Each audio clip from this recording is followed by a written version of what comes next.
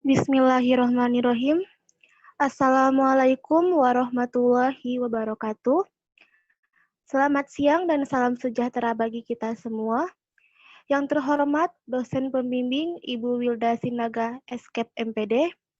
Yang kami hormati para narasumber dan peserta webinar yang kami banggakan. Pertama-tama, marilah kita panjatkan puji dan syukur kehadirat Tuhan Yang Maha Esa, karena atas limpahan rahmat serta karunia-Nya, kita dapat berkumpul di ruang Zoom meeting pada acara webinar yang bertema Gaya Hidup Sehat di Era Pandemi. Peserta yang berbahagia, acara pembuka webinar Rabu 2 September 2020 dimulai. Acara selanjutnya, kata sambutan dari Ketua Pelaksana pada acara webinar kali ini, yang akan disampaikan oleh Wisnu. Kepada Wisnu dipersilahkan. Baik, terima kasih Anissa. Assalamualaikum warahmatullahi wabarakatuh. Salam sejahtera untuk kita semua pada hari ini. Yang terhormat dosen pembimbing Ibu Wilda Sinaga, Eskep MPD, serta para narasumber dan teman-teman sekalian. Kepada seminar pada hari ini, pertama-tama marilah kita panjatkan puji syukur kepada Tuhan Yang Maha Esa, bahwasanya pada hari ini kita dapat bersama-sama bertatap muka meskipun hanya dalam daring. Sesuai dengan seminar pada hari ini, saya selaku Ketua Pelaksana menyelenggarakan kegiatan pada siang hari ini. Maksud dan tujuan seminar ini adalah untuk mengetahui gaya hidup sehat yang benar. Maka dari itulah kami panitia seminar mengundang saudara-saudara sekalian. Hadirin yang terhormat, tema pada hari ini adalah gaya hidup sehat di tengah pandemi. Hadirin yang terhormat, demikian sambutan kami. Atas nama panitia, kami ucapkan terima kasih kepada saudara-saudara sekalian. Selanjutnya, kami mohon kepada saudara Ilham Abian untuk membacakan doa pada kegiatan hari ini. Kepada Ilham dipersilahkan. Assalamualaikum warahmatullahi wabarakatuh. Waalaikumsalam warahmatullahi wabarakatuh. Sebelum kita memulai acara pada siang hari ini, ada banyak kita berdoa agar acara pada siang hari ini berjalan dengan lancar. A'udzubillahiminasyaitonirrajim. Bismillahirrahmanirrahim. Allahumma inna nas'aluka salamatan fid din, afiatan fil jasad, wa ziyadatan fil ilmi, wa barakatan fil rizki, wa taubatan qabdal maut, wa rahmatan indal maut, wa maghfiratan ba'dal maut. Allahumma hawin alaina fi sakaratil maut, wa najata minan nar, wa afwa indal hisab. Rabbana la tuzigh qulubana ba'da idh hadaitana wa hab lana min ladunka rahmat innaka antal wahhab. Rabbana atina fid dunya hasanah wa fil akhirati hasanah wa qina azabannar. Subhana rabbika rabbil izzati amma yasifun, wassalamun alal mursalin, walhamdulillahi rabbil alamin.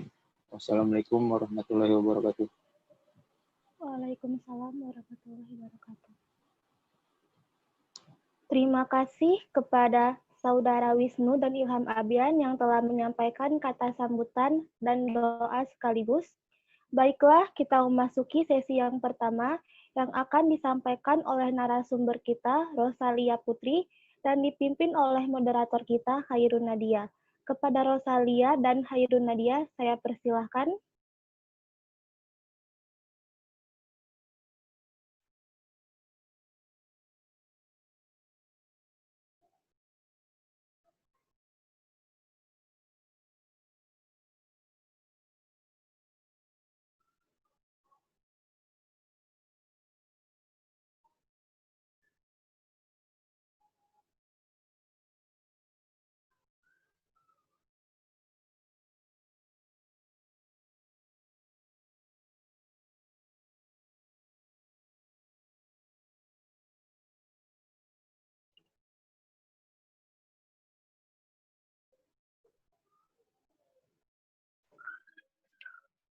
Assalamualaikum warahmatullahi wabarakatuh.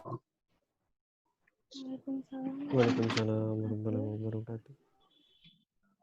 Baik, terima kasih kepada Anissa Nur Ardi selaku host pada siang hari ini yang telah memberikan kesempatan kepada saya sebagai moderator untuk melanjutkan rangkaian acara seminar dalam waktu 30 menit ke depan.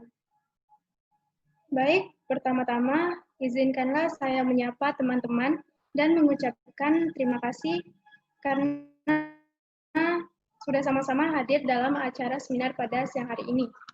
Di era pandemi yang kemudian terus meluas di negara Indonesia, maka tak hayal seluruh masyarakat mungkin akan menjadi sangat panik ketika mendengar atau menyaksikan informasi terkait COVID-19 yang semakin bertambah. Mengenal lebih jauh tentang coronavirus yang saat ini menjadi perhatian dunia, bagaimana menanggapi dan mengantisipasi penyebaran virus ini? Marilah kita simak pemaparan dari pemateri kita. Untuk itu saya persilakan kepada Rosalia Putri dari Prodi D3 Keperawatan tingkat 1 untuk menyampaikan materinya.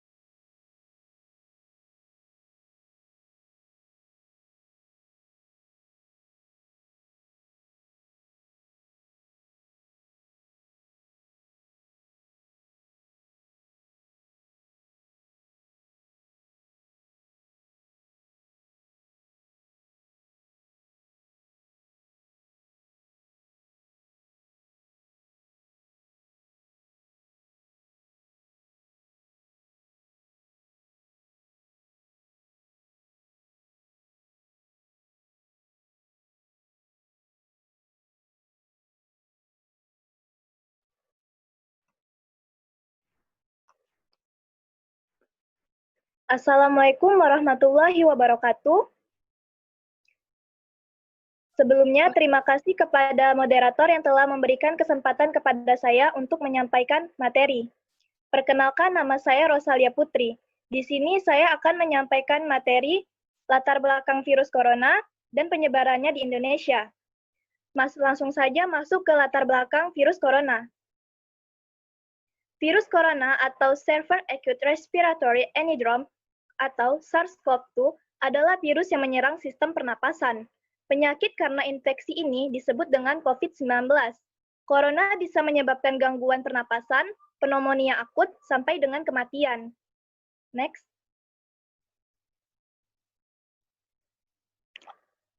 Menurut WHO, virus corona adalah keluarga virus besar yang dapat menyebabkan penyakit pada hewan atau manusia. Pada manusia, corona diketahui menyebabkan infeksi pernapasan mulai dari flu biasa hingga penyakit yang lebih parah, seperti Timur Tengah, pernapasan sindrom MERS, dan akut para penapasan sindrom SARS. Pada hewan biasanya ditemukan pada hewan vertebrata. Next. Lalu, bagaimana proses penyebaran virus? Seringkali virus ini menyebar antar manusia ke manusia melalui tetesan cairan dari mulut dan hidung saat yang terinfeksi sedang batuk atau bersin. Mirip dengan penularan penyakit flu, tetesan cairan dari mulut dan hidung pasien tersebut bisa jatuh dan tertinggal pada mulut dan hidung pasien ke orang lain yang berada di dekatnya, bahkan dihisap dan terserap ke dalam paru-paru orang tersebut melalui hidungnya.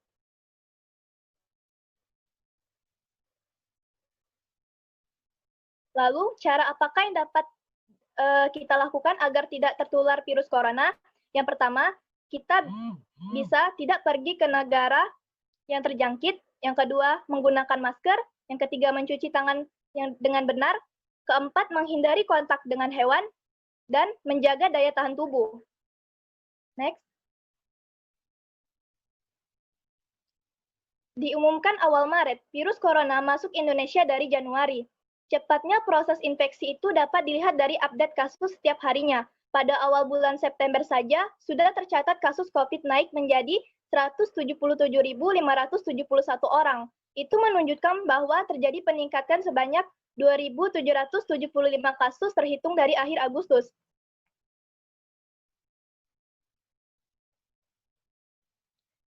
Awal kemunculan kasus COVID-19 di Indonesia. Di Indonesia, kasus pasien positif pertama dan kedua yang dikonfirmasi pemerintah RI pada tanggal 2 Maret 2020, kemudian disusul pasien kasus ketiga dan keempat pada tanggal 6 Maret 2020. Kasus pertama dan kedua di Indonesia adalah peserta sebuah acara klub dansa di Jakarta. Keduanya diduga tertular virus corona dari seorang warga negara asing peserta acara tersebut. Dinas Kesehatan dan Kepolisian kemudian melakukan tracing dan menemukan setidaknya terdapat 80 orang yang terekspos dengan pasien pertama dan kedua itu. Setelah dilakukan pengujian, kasus ketiga dan keempat, kelima masih berhubungan dengan klaster Jakarta atau klub dansa ini. Kasus keenam adalah imported cases atau kasus impor yang merupakan warga Indonesia, anak buah kapal atau ABK, kapal persiar Diamond Princess. Selanjutnya, mulai juga dikemukakan banyak imported cases lain dari warga negara Indonesia yang pulang dan berpergian ke luar negeri. Next. Perkembangan awal kasus COVID di DKI Jakarta. Dari hasil kajian Center for Strategic and International Studies atau CSIS, saat kasus positif mencapai 1.000 secara nasional, lebih dari 50% kasus positif berada di Jakarta, termasuk saat penambahan 153 kasus infeksi baru pada laporan 27 Maret 2020. 83 diantaranya ditemukan di DKI Jakarta. Direktur CSIS, Philip Vermonte, mengatakan setelah banyak pasien positif teridentifikasi, diketahui pula sejumlah klaster-klaster lain yang berasal dari forum-forum pertemuan.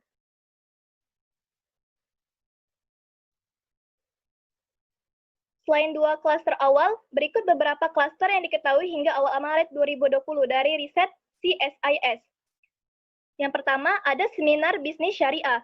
Seminar di Kota Bogor ini dilaksanakan pada tanggal 25 sampai 28 Februari tahun 2020. Seminar ini dihadiri oleh 200 peserta. 4 orang peserta seminar yang berasal dari Solo, Jawa Tengah, kemudian teridentifikasi positif dan 2 diantaranya meninggal dunia pada tanggal 10 Maret 2020. Kasus kedua, seminar keagamaan gereja Bethel Indonesia. Kegiatan ini dilangsungkan di Lembang, Bandung Barat pada tanggal 3 sampai 5 Maret 2020. Pendeta pimpinan GBI tersebut dinyatakan positif corona dan meninggal dunia. Dari hasil tes terhadap 630 jemaat GBI, 226 diantaranya dinyatakan positif COVID-19.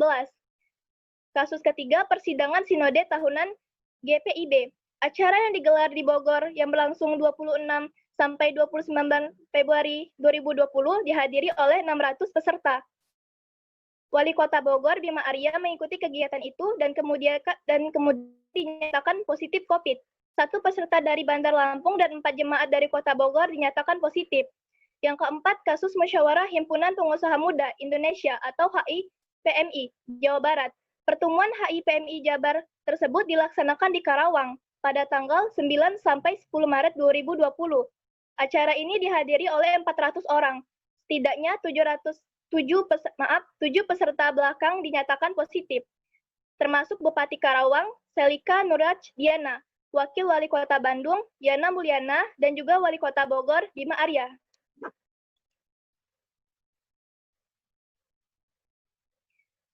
Lalu bagaimana peningkatan kasus positif COVID terhitung dari tanggal 2 Mei sampai dengan 1 September 2020 di Indonesia? Pada awal Maret, total 1.528 orang, sembuh 81 orang, dan meninggal 136 orang. Memasuki bulan April, total menjadi 10.118 orang. Artinya terjadi penambahan sebanyak 8.590 orang. Sembuh sebanyak 1.522 orang, dan meninggal sebanyak 792 orang.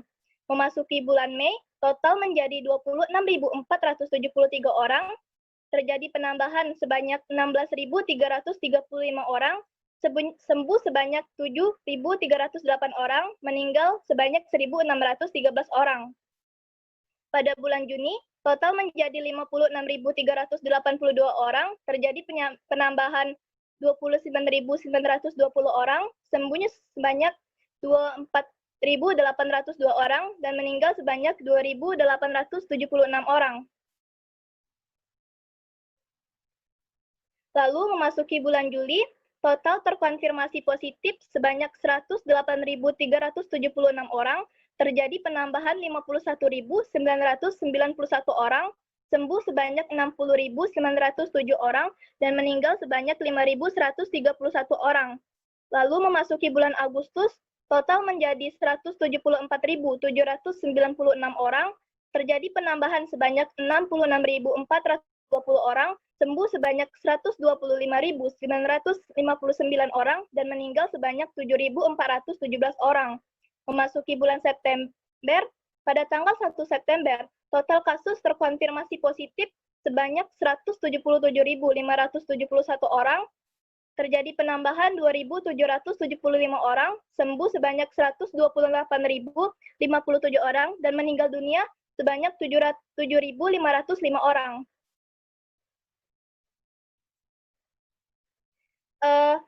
Semakin banyaknya peningkatan kasus positif COVID di Indonesia ini, ada baiknya kita tetap menerapkan protokol kesehatan agar laju peningkatan COVID di Indonesia ini dapat diatasi.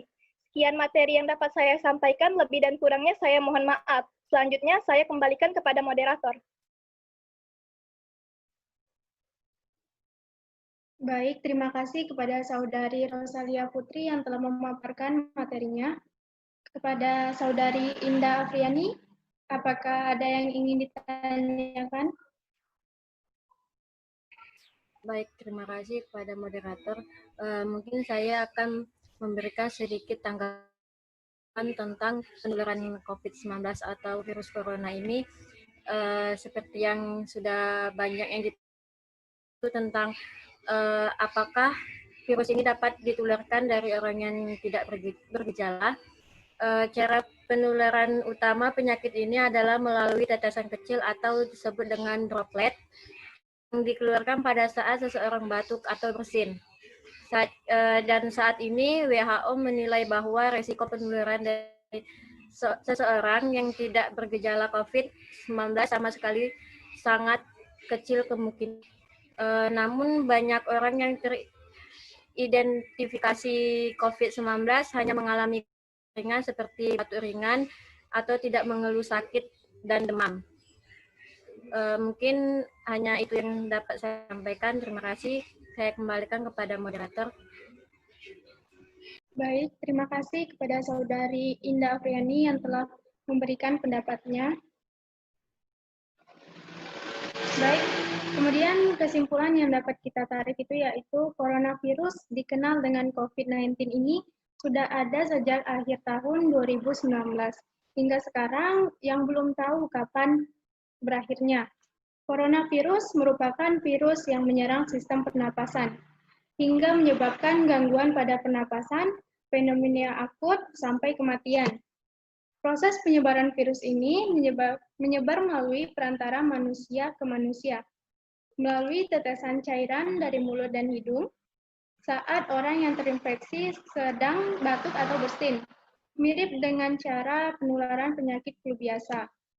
Namun, ada 5 cara efektif agar kita tidak tertular virus corona ini. Yang pertama itu, tidak pergi ke negara yang terjangkit virus corona. Kedua, selalu menggunakan masker. Ketiga, mencuci tangan dengan benar, dengan prinsip benar. Keempat, menghindari kontak dengan hewan. Dan yang terakhir, kelima, menjaga daya tahan tubuh. Mungkin hanya itu yang dapat saya sampaikan. Saya kembalikan kepada host kita, Saudari Anissa Nur Ardi. Baik, terima kasih kepada Rosalia dan Hairun Nadia telah menyampaikan materi yang sangat bagus. Kita masuk ke materi yang kedua yang akan disampaikan oleh narasumber kita, Diana, dan akan dipimpin oleh moderator kita, Dian Ayu Pertiwi. Kepada Diana dan Dian Ayu Pertiwi, saya persilahkan.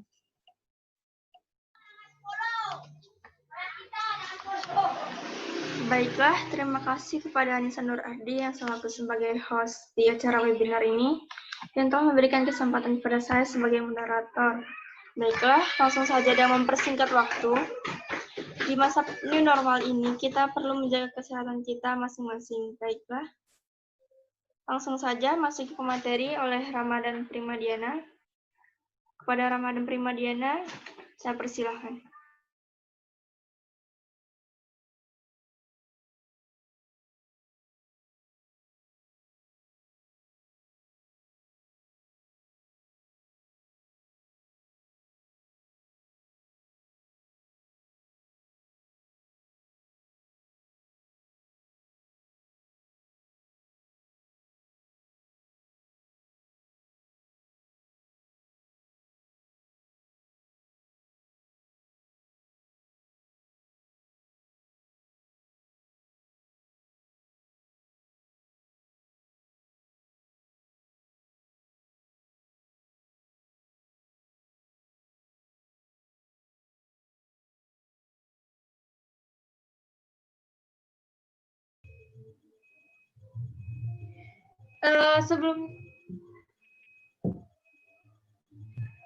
Sebelumnya terima kasih kepada Dian Ayu Pertiwi yang telah memberikan saya kesempatan untuk menyampaikan materi ini. Perkenalkan, nama saya Ramadan Primadiana.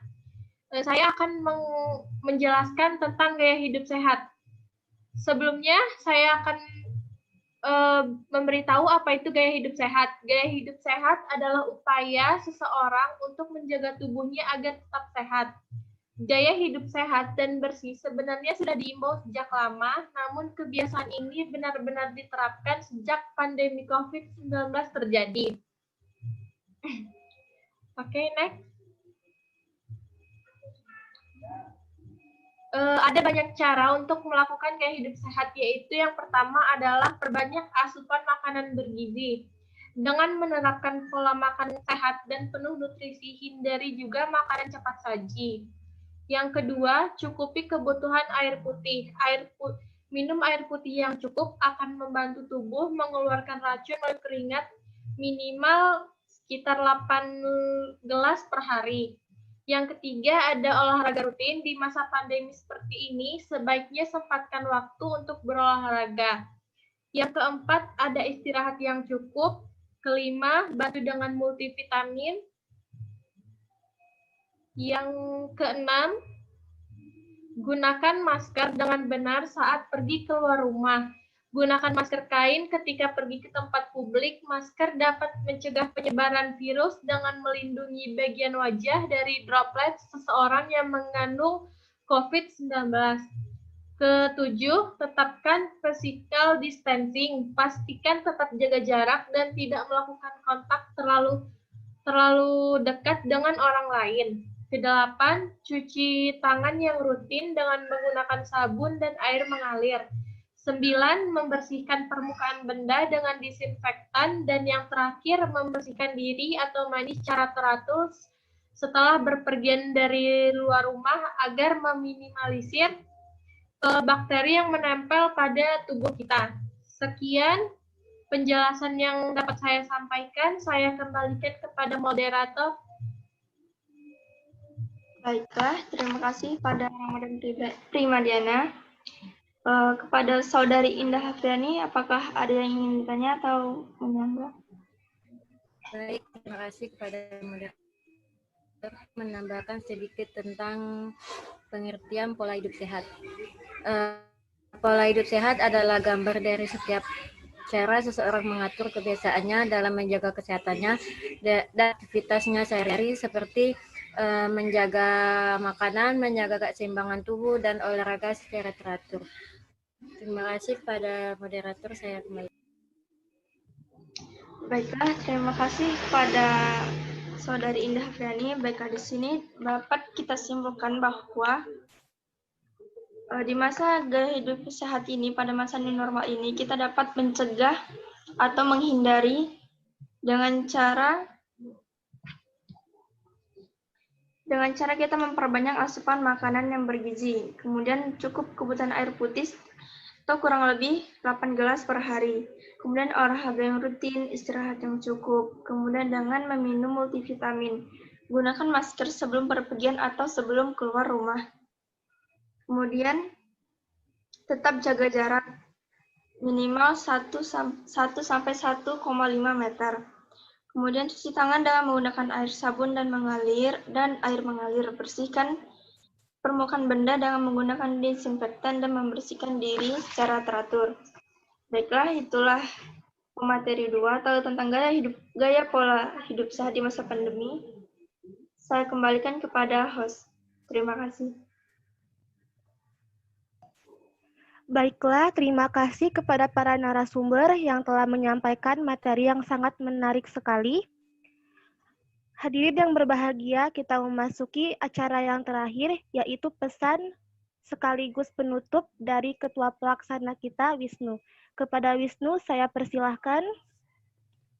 Baik, terima kasih Anissa. Demikian tadi kesimpulan dari seminar ini. Maka dari itu, jangan panik menghadapi virus corona ini, tetap menerapkan protokol kesehatan secara disiplin. Bila ada kata-kata yang kurang sempurna, mohon dimaafkan. Dan saya akan membacakan pantun. Badan gemuk banyak lemak. Kalau lebaran buat ketupat, terima kasih sudah menyimak. Moga presentasi ini bawa manfaat. Baik, saya kembalikan lagi kepada host. Baik, terima kasih kepada Wisnu telah menyampaikan pesan dan kata penutup sekaligus pantun. Bersamaan dari itu pula, maka berakhirlah acara webinar kita pada hari ini. Saya, Anissa Nur Ardi, selaku host, mengucapkan terima kasih dan mohon maaf jika ada salah kata ataupun tindakan. Semoga materi tadi dapat menambah wawasan kita kepada pencegahan virus corona. Lebih dan kurangnya saya ucapkan terima kasih. Selamat siang. Wabillahi taufiq wal hidayah. Wassalamualaikum warahmatullahi wabarakatuh. Waalaikumsalam warahmatullahi wabarakatuh.